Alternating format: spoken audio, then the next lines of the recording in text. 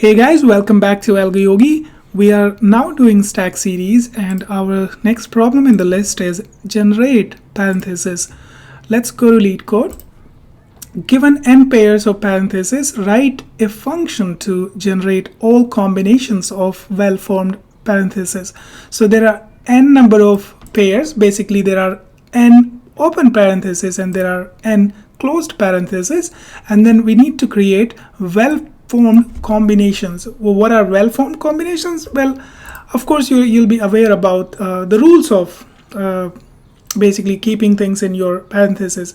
So you need to have an opening parenthesis and then a closing parenthesis in the right order. You can't have like a closing parenthesis, more closing parentheses in the beginning and then opening parenthesis. So that's not what you can do. So let's find out what are. So in the first example, when we have our n equals to 3, that means we are going to have three open parentheses, which is this will be open, and then we're going to have 3 closed parentheses. So this is closed. So now initially we're going to start with 0 open parentheses and 0 closed parentheses, right? So because this is a recursive problem. Since we will be building these combinations, we're going to use a stack to track our current state of what all the combination that we are making. We are building the combinations right from an empty combination. So let's say I will have this particular stack. We can call it stack or list or whatsoever, and then let's track how many open and closed parentheses we're going to have. So remember, like, to make a well-formed or valid parenthesis combination, you can never have more opening parentheses before closing parentheses, and they are going to be basically in the right order, in the right number of combinations. Okay, so let's go through this example. When n is equals to 3, then the size of our well-formed parentheses would be basically n into 2, which is 6. So there will be total of 6 characters in our well-formed combination. So initially we start basically with empty stack. Then let's have our second input as like this will be open, this is going to be open, and this is going to be closed. The number of open and closed parentheses we are going to track. So initially it's going to start with 0. Both of them are 0. When both of them are 0, then we are going to basically have we're going to make a choice, right? We're going to make a choice. What are those choices? Either I can choose to basically append open or close. Can I actually start with closed? Actually not. That will be one of my conditions, that I cannot have my parenthesis starting with a closed braces, because then there will be no matching opening bracket or opening parenthesis right before it. So I cannot start that. So what is my choice right now? I do not have any choice except starting with an open braces. So if my open is less than, not equals to, actually less than 3, which is less than n, then I can start by an open bracket. Then I will increment my open, which will be 1, and then my close remains 0. All right, so I'm right here. Then at this position I have actually 2 choices. What are those choices? First is I now have my open bracket basically greater than my closed bracket, so then I can close this bracket. So let's say I choose to close this bracket. So let's say I will have open in the beginning, and then I will append my close. So this will be my closed, this will be my closed, and then I will increment my closed bracket count. But in this case I have one more choice, that I'll keep open bracket, then I again, instead of closing it, I will again open one more. And remember, in this case I'm incrementing my open to 2 and my closing remains same. So this is the input that I have now. But then, since this was the case where my open was less than or equals to n, in this case my open was greater than closed. Okay, so these are the two conditions that I was checking. So it's basically a backtracking problem, and which is mainly solved using recursion, and you are making that's decision tree. Right now we are making that decision tree. Then here again, how many choices do we have at this position? So our open and close bracket count is same, so we don't really have more choice but to basically increment our opening bracket. So we have open, we have closed, then we have again one more open, and then my open increases to 2, close remains same.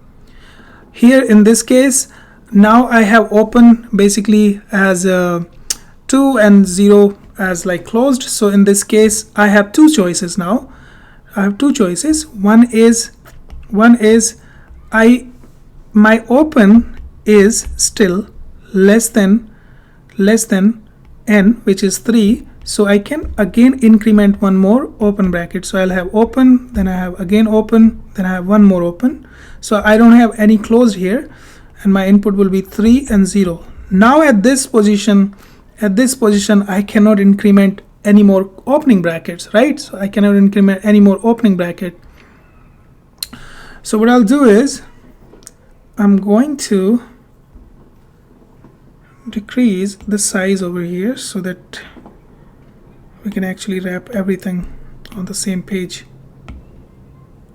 All right, awesome. Okay, so here we have 3 and 0, and then here we had basically another choice of now appending a close bracket, because at this position my close is less than open. Okay, so what do? Instead of appending open, I will append a close. That's it, and then I will increment my close count. Now at this position, in this situation, now I have 2 open and 1 close, so I have a choice again to append open. Sorry, we had a close right here, so open, close, open, and one more open, and then input would be basically now 3 and 1. Another choice would be open, close, open, and then let's close it right here. Okay, so this, and my another input would be 2 and 2. Okay, so here is like you're closing it right after you're opening it. Then you can see right here these two.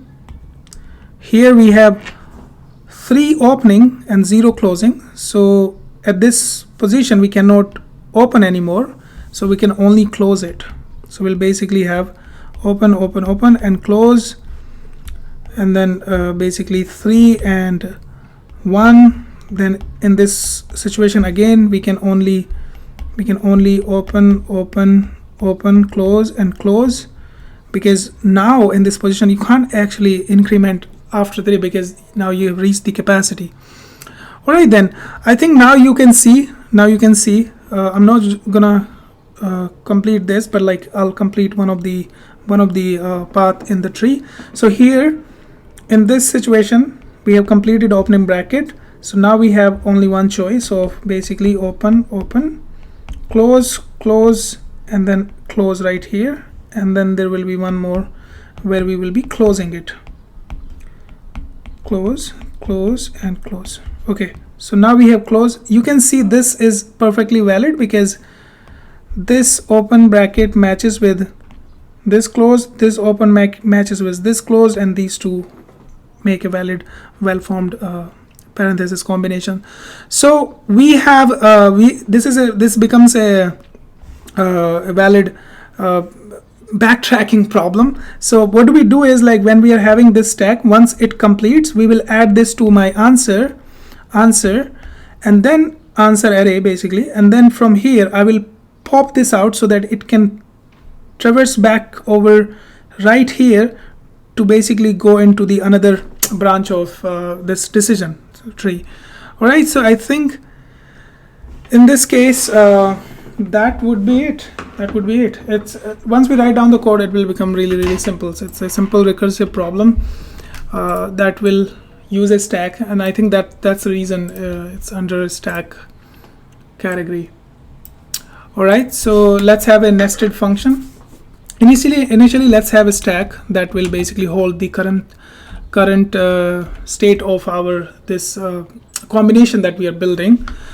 Then let's have a result array where we will be, once the size of this stack becomes twice of n, that means now we have reached basically my current size of stack equals to this well-formed.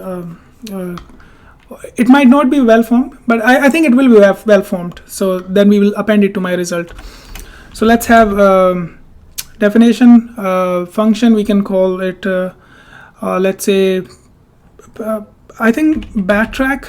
Let's call it backtrack, because these kind of problems are also, like, recursive problems are also backtracking problem, where you're exploring all the combination of this decision tree, like going down all the these branches, making a decision, finding if there is an answer, take it, or like come back to one level up and then explore other paths. So here we have open and then also closed. So now if my open is equals to n is given to us, it's a nested function, so we'll have accessibility here. If this is true and closed is equals to n, that means we have reached creating a well-formed combination in the stack. Then I will append the joined value of all the values in my stack will be appended to my result. Okay, what else? Now we can explore another condition where if open is less than n, that means I can append another open parenthesis. So what I'll do is I'll call this function backtrack again at right here, and just I'll increment my open by 1, close will be same whatever it was, and then I will actually since I can increment this, so I will append it to my stack. So stack dot append, what I am appending, an open bracket. That's what I'm increasing right now because open is smaller than n. What do we do next? So this will go basically keep calling it, keep opening up wherever it's possible, but like whenever it's reaching that branch, it has to it will be returning from this backtrack function, recursive function. It will reach either this or yes, I think it will reach this base case and it will come back. So from here I want to pop the value that was I just added, which is this value. I added this value and I'm exploring that branch, the decision tree branch. So what I'll do is stack dot pop.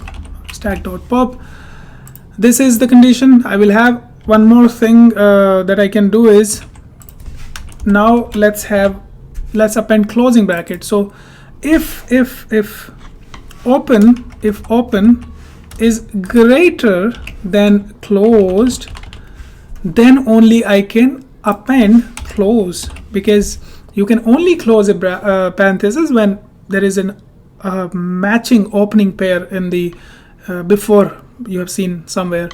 in the stack. So what I'll do is I'll keep the open same, but I will increment the closed and call the backtrack function. Then I will again pop this out because I must have reached either this or I return back from somewhere, and then I'm basically popping from the stack this so that I can explore other branches when my control is going back up to the parent backtrack where it was called before. So I think this will be it. Then we can call backtrack on our opening parenthesis 0 and closing parenthesis 0. So after calling this it must have filled our result, because here we were appending all the well-formed combinations, and here we are making that decision to when to append open and when to append close. You can keep appending open until they're available, but you can append close also, but when you have an open or more open than closed in the beginning. So this should give us result, and then we can just finally return it. We can return result. I'm gonna zoom out and test it. Just a little problem here because I code in TypeScript at work, and this just becomes a habit that whenever I'm like checking, I ended up checking strictly off JavaScript or TypeScript.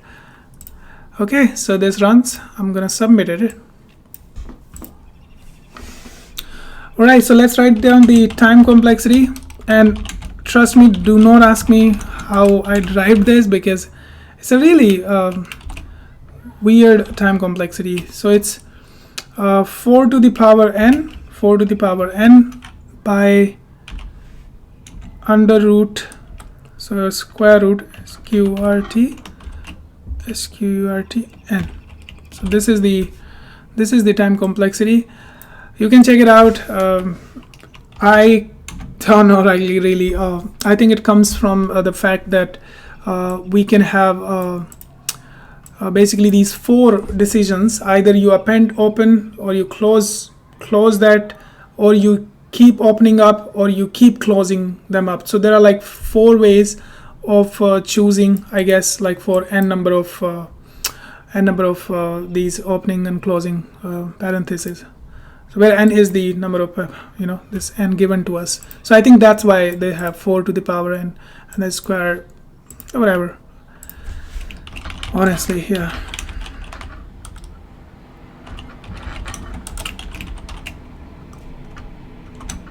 Would be this would be, I guess, n or 2n, whatever you guys can call it. Yeah, 2n.